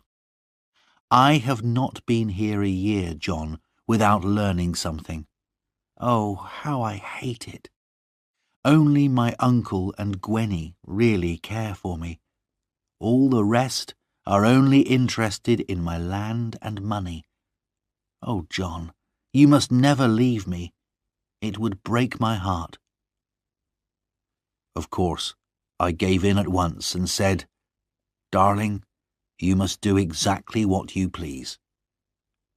For that, she gave me the sweetest of kisses, and as I left, I went grandly down the great stairs of Earl Brandir's house, thinking of nothing else except that. For the rest of my time in London, I went to see Lorna every day, forgetting all about my poor mother and the work that needed doing on the farm. Then one day I received a letter from Lizzie, and I realized that I must get home as quickly as possible. My darling Lorna cried and held me close, but she understood why I had to go. Lizzie's news was this. Jeremy Stickles and his soldiers had finally made their attack on Doone Valley, but it had failed, and Jeremy had been injured, This was the worst possible thing for Exmoor. Now the Doones would make more trouble than ever before, and of course they would attack our farm. When I got home, I learnt that the Doones were robbing everyone around them, and the whole of Exmoor was living in fear of them. Then, a few weeks later, something even more terrible happened. The Doones came one evening to the farmhouse of Kit Badcock, a neighbour of ours, while he was out working in his fields. They broke down the door and stole his young wife, Marjorie. 2 of them carried her, screaming and fighting, to their horses, and then rode away. Meanwhile, the other Doones were searching the house for food and drink to steal, and one of them found the Badcock's little son crying in the kitchen. He picked the baby up, threw him into the air, and let him fall onto the hard stone floor. The child's neck was broken, and he died at once. It made me sick just to think of the cruelty of this man, and when people heard this terrible story, they were very angry. They said it was time for the people of Exmoor to take their own revenge. Men from all the farms and villages of Exmoor came to see me. "We cannot expect any more help from the king against the Doones," they told me. "Because Jeremy Stickle's attack failed, the king has refused to send any more soldiers. But we've had enough of the Doones.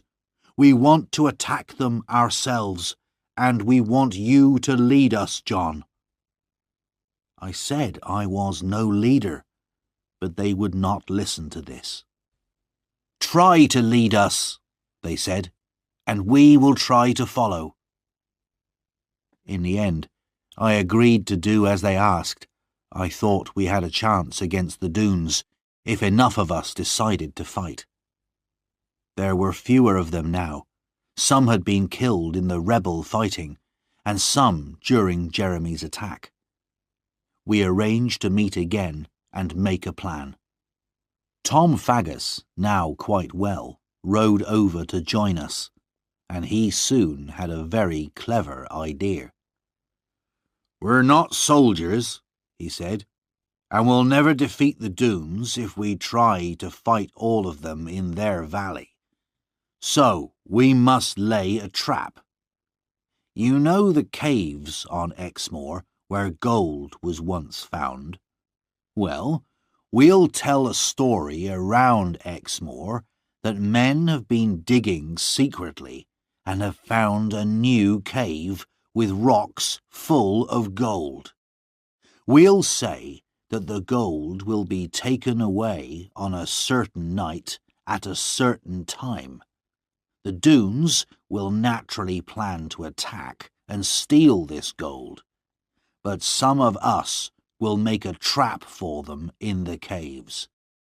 Meanwhile, the rest of us will attack the valley as soon as we know that some of the robbers have left." The second part of our plan was this. Tom would take some of our men and pretend to attack the Doone Gate, while our main attack would really come from the waterfall end of the valley, the route I had discovered so long ago. The plan went well. The story about the gold was whispered in the right ears, and on the agreed night our spies watched a large group of robbers leave Doone Valley on their way to the caves. Meanwhile, as the moon rose above the hills, I was leading my 20 men to the bottom of the waterfall. John Fry, our old farm worker, was in the mountains which looked down into the valley. When he saw the fighting start at the Doone Gate, he would fire his gun as a signal to us. Soon, The sound of John's gun rang around the mountains, and I and my men climbed up the waterfall and into the valley. Tom's men were making as much noise as possible at the Doone gate, and all the Doones had run to join the fight there. We went quietly along the valley, keeping to the shadows under the trees, until we came to the Doone town. Then we got to work with our fire sticks, and before long every Doone house was on fire.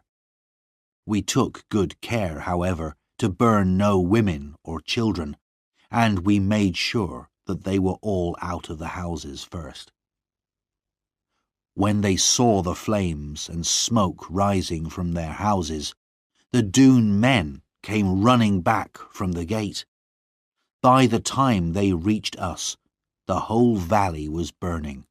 Houses, trees, everything, right up to the sides of the mountains. As the men came towards us, we saw that there were only 12 of them. In the bright firelight, they could not see us, but we had them right in front of our guns. There were so few of them that I thought we could take them as prisoners. But my men did not wait for a word from me. They saw the chance of revenge on the men who had burnt their homes and stolen their women for so many years. They fired, and 5 Doones fell dead. The robbers fired back wildly, but they could not see us clearly in the shadows. Soon all the guns were empty, and the battle became hand-to-hand fighting, with knives and sticks. I stood to one side. The only Doone I wanted to meet was Carver. But as I started to look for him, I saw something white in the grass, moving close to the ground. I ran to see what it was, and found the counsellor. I recognized him from Lorna's descriptions, and here he was, on his hands and knees, trying to escape from the fighting. The white thing I had seen was his long, white hair. When he saw me, he got to his feet. He knew at once who I was. "John Ridd," he said, "won't you be kind to an old man? Let me get away from this violence, John." "I will let you go free, sir," I said, "but on one condition. Tell me honestly, which Doone killed my father?" "I will tell you honestly," he said, "though it hurts me to say it. It was my son, Carver." "I thought it was him," I said, "but you were not there, so I don't blame you." "I've always been against violence," the counsellor said, shaking his head sadly.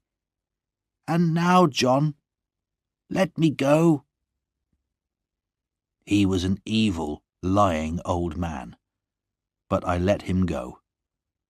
I don't know what happened to him, but he was never seen again on Exmoor. Then I went to look for Carver, but did not find him. Afterwards, I heard that he had led the Doones who had gone to the gold caves. Our trap was successful, and all the Doones had been killed. All except Carver, who had ridden his horse through the attackers and escaped. The Doones were totally defeated, though. When the sun came up above their valley the next day, all their houses were nothing but blackened wood. We had lost 16 men in the fighting, but out of nearly 40 Doone men, only Carver and the counsellor were left alive. But the thought that Carver, that cruel and violent man, was still living somewhere on the moors, did not give me much peace.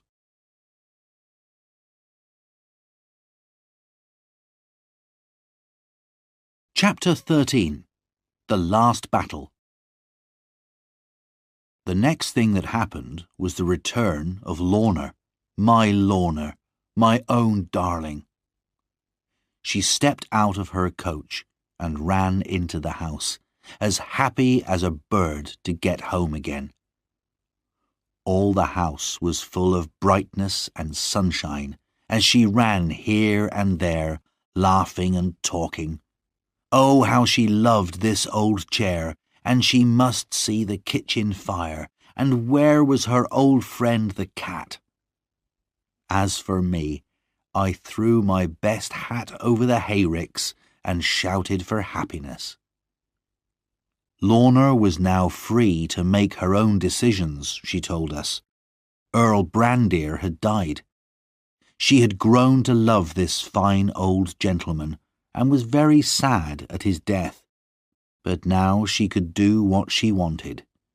Even marry that good servant of the king, John Ridd. At last, the waiting and the worrying was over, and happiness was ours.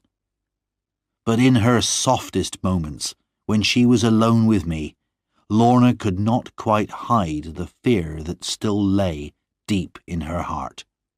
I felt it too, a fear that something evil, something terrible could still happen. There was great excitement all over Exmoor when people heard of our wedding. Everyone had heard of the defeat of the Doones, and the strength of John Ridd, and the beauty of Lorna. People came from more than 30 miles around. Mother, Annie and Lizzie arranged everything, with the help of Uncle Ben's granddaughter, Ruth, who had also come for the wedding. When the day came, and Lorna stepped up to my side in Orr Church and took my hand, I was afraid to look at her. She was so beautiful, so fresh and lovely in her simple white dress. But when we had each said, "I will," and my ring was on her finger, we turned to each other. Her laughing eyes were serious now, and full of so much love that my heart nearly stopped beating. Darling eyes, the loveliest, the most loving eyes. Then the sound of a shot rang through the church, and those eyes were clouded with death. Lorna fell at my feet, and her bright red blood ran over the wooden floor. I lifted her up, whispering soft words of love, but as she leant her head on my chest, her eyes closed, and she breathed her last goodbye to life. Then I laid my wife in my mother's arms and went out for my revenge. Of course, I knew who had done it. There was only one man in the world who could do a thing like this. I jumped on my horse and rode away fast. I don't remember who showed me the way. I only know that I took it, and the men fell back before me. Soon the shouts of some men told me that I was getting close, and there, ahead of me, rode a man on a great black horse, and I knew that the man was Carver Doone. His life or mine, I said to myself. Whatever God decides, but the two of us cannot live in this world one more hour together. I had no weapons, and I knew he had a gun, but I also knew, as surely as night follows day, that I would kill this man. He rode up onto the moors, and I followed. His horse was fast, but he did not know this part of Exmoor.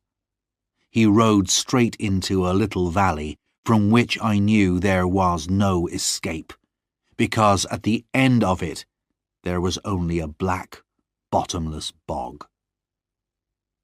As I rode after him, I reached up to a tree that was growing in the rocks above me and broke off a great branch.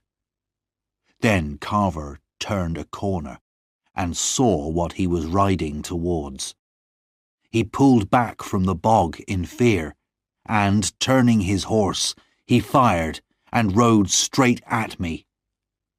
The bullet hit me somewhere, but I took no notice. I put my horse across his path, lifted the branch above my head, and brought it down hard on his horse's head. Both horse and man crashed to the ground. Before Carver could move, I jumped down. He got up with a black look on his face and started to speak. For an answer, I hit him on the side of the face. I would not dirty my mouth by speaking to this man now. Then he ran at me and put his hands around my neck. I had never met strength like this, and felt my neck would break. But I took hold of his arm and almost pulled it from his shoulder. Then I took him by the neck, as he had done to me. His eyes burned with anger, and he threw himself against me. But God gave me great strength that day. In 2 minutes, he was lying on the ground, half dead. "I will not hurt you any more," I said when I could breathe again. "Carver Doone, you are beaten. Go on your way. Thank God you are alive, and never come near me again." But it was too late. The black bog had him by the feet. As he lay like a mad dog in front of me, the ground itself began to pull him in. In our murderous battle, we had not noticed where we were going. I only just managed to jump with my last strength from the terrible blackness, but I could do nothing for Carver. While his mad eyes stared and his arms waved wildly above his head, the black bog pulled him down, and he disappeared from sight. I don't know how I got home. I had lost a lot of blood. By the time I got to the farm, I was riding in a dream. John Fry took my horse away, and Mother led me indoors. "I have killed him," I said, "as he killed Lorna. Now let me see my wife. She belongs to me, though she is dead." "You cannot see her now, John," said Ruth, coming forward. "Annie is with her now." "What does that matter? Let me see my dead one, and then die." All the women moved away from me, crying. Only Ruth stood by me and put her little hand in mine. "John, she is not your dead one. She may still be your living one and your wife. But you must not see her now. The sight of you like this will certainly kill her." I could not understand what she was saying, but I let them lead me upstairs to my bed. The bullet had broken a bone in my chest, and I was soon in a fever. It was only much later that I learnt how Ruth had saved Lorna's life. When I had run out of the church, Ruth had taken control. She made John Fry and the other men carry Lorna home immediately. There she cut off the wedding dress, pulled the bullet from Lorna's wound, and stopped the bleeding with cold water. All this time Lorna lay still and white, and everyone was sure that she would die. But Ruth covered the wound with a cloth, kept her warm, and made her drink a little wine from a spoon. And after a while, everyone could see that Lorna was still breathing. She lay close to death for many days, but with Ruth's loving care, she slowly began to get better. Meanwhile, I lay in my bed, only half conscious, and in my fever I did not believe them when they told me Lorna was still alive. I knew in my heart that she was dead, and I had no interest in life. A life without Lorna was worthless, without meaning.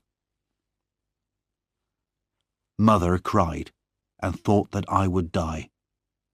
But after 6 weeks the fever left me. I was so weak that I could not leave my room.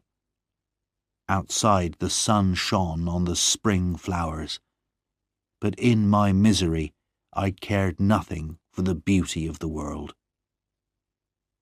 Then, the next morning, Ruth came to see me. "John," she said, "are you well enough to see your wife? I was afraid to bring her before, while you were so ill." "I don't understand," I said, staring at her.